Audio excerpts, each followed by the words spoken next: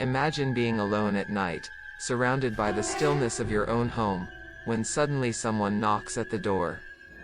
You glance through the window and see two kids. They look normal at first, but something feels off. They ask to come in, their voices too calm, almost emotionless. And then, when your eyes meet theirs, panic sets in. They have completely black eyes, no irises, no whites, no light, no life. Have you ever heard of the black-eyed children? This urban legend, which feels like it was pulled straight from a horror movie, has been gaining traction since the 1990s. But it's not just a scary story whispered in the dark. These encounters are real, at least for those who've experienced them. From Texas to London, Chicago to New Jersey, the number of reports is growing. Who are these children? What do they want? And why do so many claim that their presence brings overwhelming fear and aggression? Some say it all began with Brian Bethel, a journalist who, in 1998, had a disturbing encounter with two such children in a parking lot in Texas. Others believe these apparitions go far beyond ghost stories, that they might be paranormal entities, aliens in disguise, or even modern-day vampires. Strangely enough, every report shares one eerie detail: these children only act after receiving permission to enter. Get ready. We're about to dive deep into the mystery of the BEKs phenomenon that continues to intrigue, terrify, and leave behind far more questions than answers. Are you prepared to explore the darkest corners of urban legend? Just hearing the term black-eyed children is enough to send a chill down your spine. What's so unsettling is that, while it sounds like something out of a horror script, the details are oddly consistent and disturbingly frequent. BEKs, or black-eyed kids, are usually described as children between the ages of 6 and 16, with pale skin and pitch-black eyes, with no visible pupils or irises if their eyes are just two endless voids. But the most alarming thing is their behavior. They knock on doors or windows late at night, speaking in slow, hypnotic tones, calmly asking to come in. Those who've encountered them say the fear is immediate and consuming.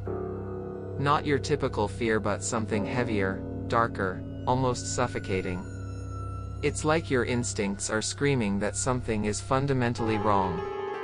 And perhaps what's most terrifying? They never force their way in. They wait. They persist. They say things like, "We just need to use the phone," or "Can we come in and wait for our parents?" Always polite. Always calm. Which, somehow, makes it all the more disturbing. The fear and aggression often intensify the moment you say no. What makes this phenomenon even harder to dismiss is how consistent the reports are from people all over the world. Two children, late at night, pale skin, completely black eyes, and a bone-deep sense of terror. Urban legend experts have suggested explanations like hallucinations or mass hysteria, but not everyone buys that. Some believe we're dealing with something that defies science, maybe even interdimensional beings that can only act when invited into our realm. The BEK phenomenon raises deeply unsettling questions. Why do they only appear at night? Why won't they enter without permission? And most chilling of all, what happens if someone does let them in? There are no clear answers. But those questions continue to spark the imagination of everyone drawn to the supernatural. And as we'll see next, these encounters are far from isolated to one place or time. Though the BEK phenomenon gained notoriety in the US, it's far from confined to American borders. Since the late 1990s, reports of black-eyed children have surfaced in London, Chicago, New Jersey, and many other places. Details may vary, but the core experience remains disturbingly familiar: a request to come in, the unsettling calm, the dead black eyes, and that feeling of absolute dread. Interestingly, these locations have something in common: many homes without fences or gates, making it easier for these entities to get close. One Chicago resident shared a chilling account from 2004. A girl knocked on his door around 2 a.m., asking to use the phone. The street was empty. There were no parents in sight. And what truly rattled him was the emotionless look on her face. When he refused to let her in, she just stood there staring, motionless, eyes like bottomless pits. Then she vanished. In New Jersey, similar stories began flooding paranormal forums, prompting some to wonder if the encounters were more than mere fiction. What's most intriguing is how these events, often worlds apart, follow the same uncanny pattern. In London, a retired police officer said he saw two black-eyed children near his home.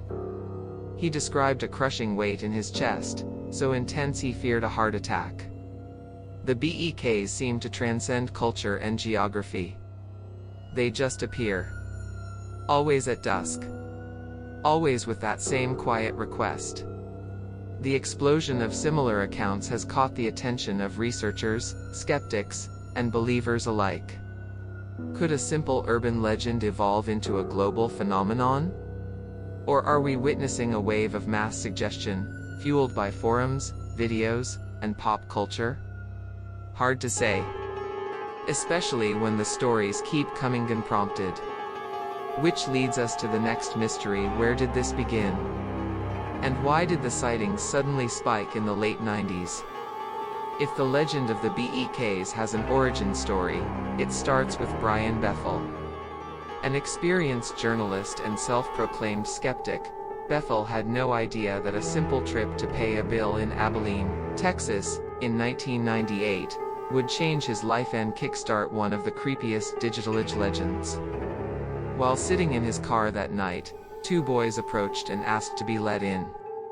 They said they were headed to a movie but forgot their money. Then he looked into their eyes and everything changed. Their eyes were pure black, and as Bethel scrambled to think of a polite excuse, a wave of raw terror surged through him. His gut screamed that something was very wrong. Oddly enough, despite the Texas heat, he felt an icy chill crawl down his spine as if he were being watched by something that wasn't human. He peeled out of the lot and later posted the story online. What he didn't know was that his post would open the floodgates to dozens, eventually thousands of similar accounts. Shortly after Bethel's post, people from all over the world began sharing their own experiences: black-eyed kids appearing at doors, asking to be let into cars, homes, and even businesses. His story spread like wildfire, ignited by the rise of supernatural forums and early social media. And oddly, many of the details were the same even from people who had never heard of Bethel before. What's especially fascinating is that Bethel never tried to profit from the story. He didn't write a book. He didn't sell the movie rights. He just shared something he felt the world needed to know. And from that moment, the legend took on a life of its own. New versions have since emerged, but the pattern remains eerily consistent. Which begs the question: is this mass imagination, or is there something truly dark hiding in plain sight? Anyone who dives into the BEK phenomenon quickly notices a disturbing level of consistency. Most encounters involve two children, usually between 8 and 14, dressed in plain or old-fashioned clothes. They approach at night, always calmly. And the moment they appear, the energy shifts. The air feels heavy. The room colder. A visceral, almost animal fear sets in even before the blackness of their eyes is fully visible. It's not jump-scare horror. It's deep, creeping dread. The way they speak is equally unsettling, phrases that don't quite make sense, as if memorized without meaning. We won't take long. We just need shelter. We're cold. Simple, vague, disconnected statements. But the creepiest part? They can't act unless you let them in. This strange rule has sparked endless theories. Some say they follow vampire folklore bound by a need for consent. Others believe they're interdimensional entities operating under cosmic laws we don't yet understand. Whatever they are, when denied, something shifts in their demeanor. Denied entry, the BEKs often become covertly aggressive. They don't scream, but they insist. Their voices darken. Their eyes seem to pulse. Witnesses report sudden nausea, pressure in the chest, chills. Electronics fail. Lights flicker. Heads panic. Yet, no one reports a physical attack. The children simply vanish, as if they were never there. No footprints. No shadows. Nothing left except the terror that clings long after they're gone. So what are they? Demons? Aliens in disguise? Manifestations of negative energy? Some researchers argue they're tulpas entities birthed by collective belief. Whatever the answer, the common threads are too specific to ignore.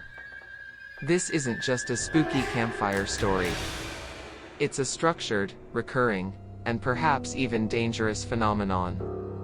And as you'll see next, the story didn't stop in online forums.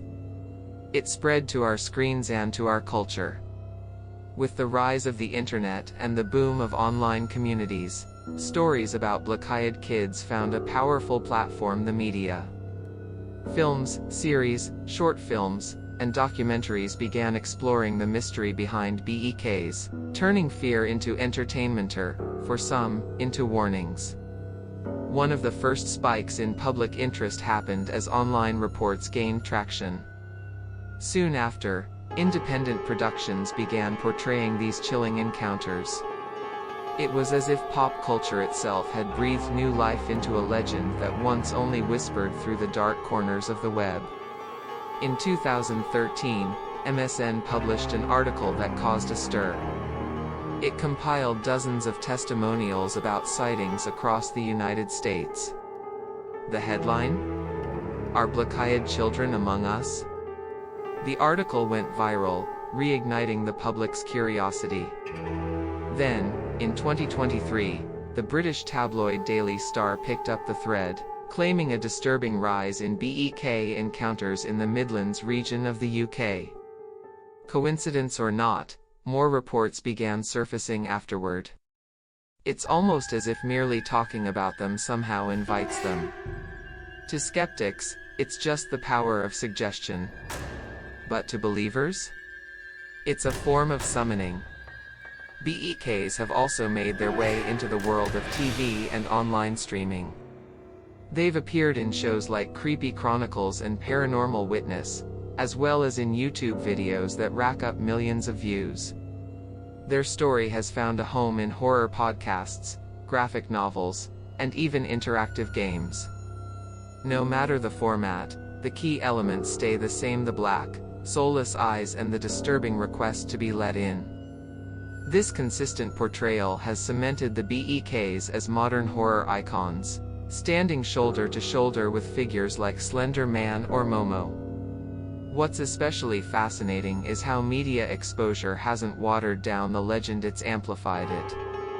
The more people hear about BEKs, the more real the phenomenon becomes in both imagination and, oddly enough, reality. Whether by accident or design, the media transformed a local event in Texas, 1998, into a worldwide mystery. But few things are more impactful than hearing someone speak firsthand, voice trembling, eyes wide with the terror still fresh. And that brings us to one such real-life account, one that left a lasting scar. Among countless stories on the internet, some stand out not just for the fear they inspire, but for the emotional depth and detail they carry. One such experience took place in 2008, in a small town somewhere in rural America. A boy was waiting in a pickup truck for his mother outside a local market just after sunset. Out of nowhere, two children appeared, tapping on the window. "Can we come in? It's cold outside," they said, their voices eerily in sync. But what froze him wasn't their words, it was their eyes. Completely black, like ink in water.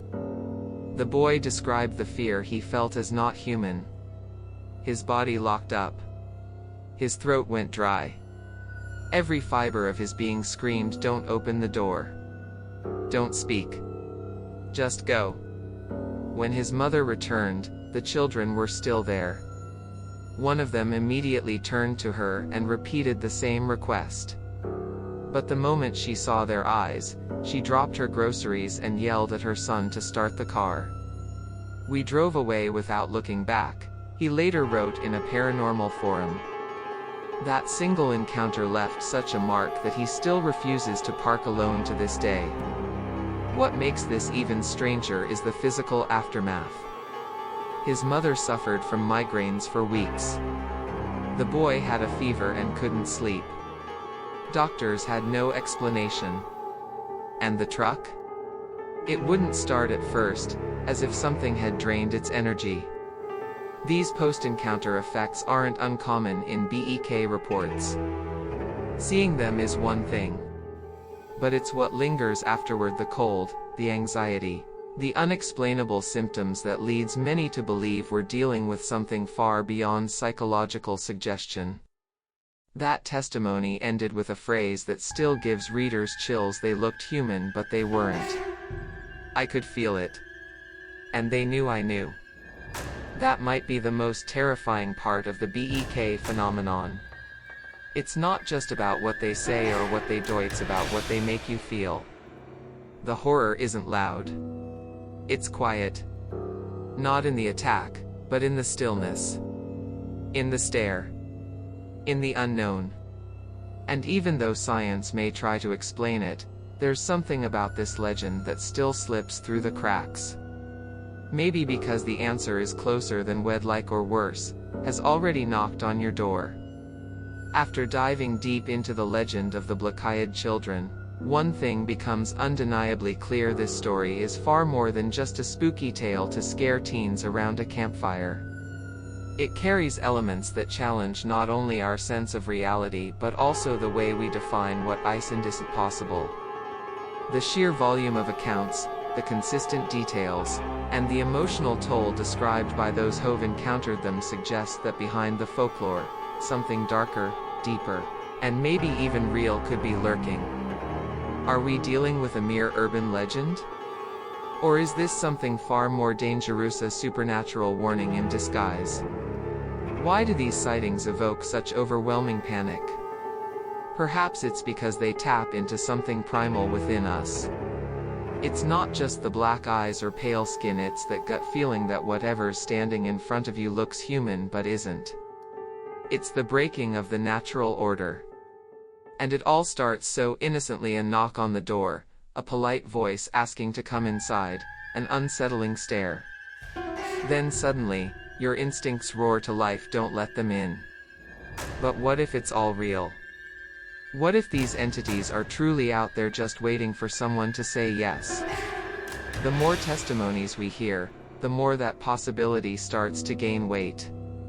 Ordinary people just like you describing the same apparitions, the same overwhelming dread, the same shift in behavior when denied entry. Could they be evil spirits? Interdimensional beings? Or maybe reflections of a collective subconscious, shaped by fear?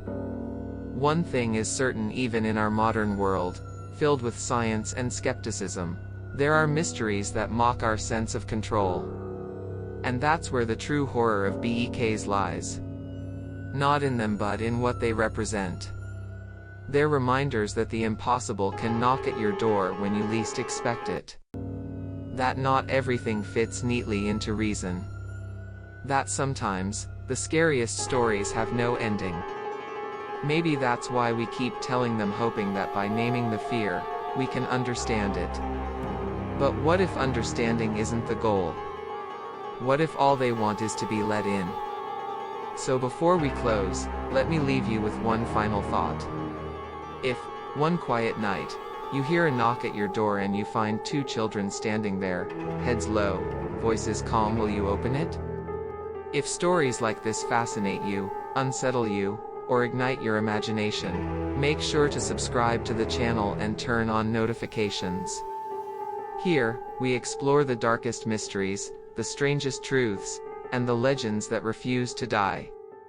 Because in the end, the scariest things are the ones we can't explain.